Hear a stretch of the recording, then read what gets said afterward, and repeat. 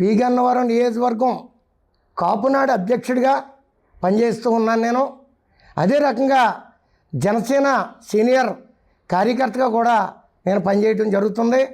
అలాగే పవన్ కళ్యాణ్ గారు సమక్షంలో నేను జాయిన్ అవ్వడం జరిగింది.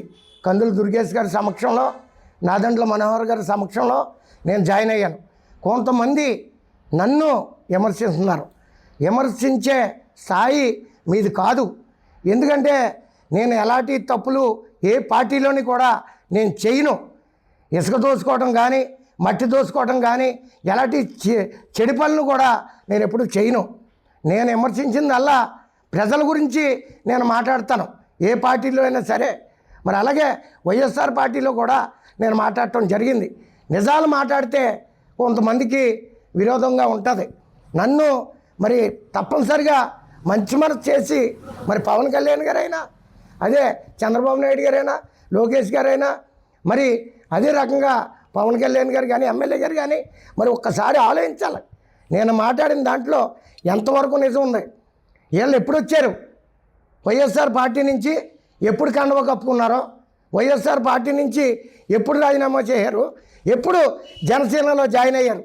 మరి ఇలా ఎమ్మెల్యే గారు కూడా, గౌరవనీయులైన ఎమ్మెల్యే గారు కూడా ఎవరెవరు తిరుగుతున్నారన్నది ఒక్కసారి ఆలోచించండి. నాయకులు ఆలోచించాలి, పవన్ కళ్యాణ్ గారు ఆలోచించాలి.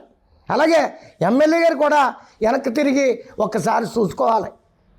ఎందుకు చెప్తున్నారంటే ఇవన్నీ కూడా మాకు ఫోన్లు వస్తున్నాయండి.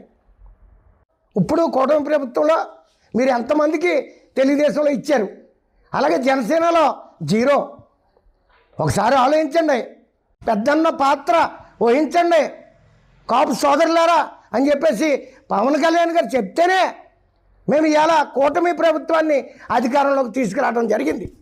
అన్ని కులాల వాళ్ళని కలుపుకుని మేము చెప్పులు అరిగేటట్టు జెండాలు 3 జెండాలు మోసుకుని, జనసేన, తెలుగుదేశం, బీజేపీ జెండా మోసుకుని మేము ఇవాళ కూటమి ప్రభుత్వం అధికారంలోకి తెచ్చాం.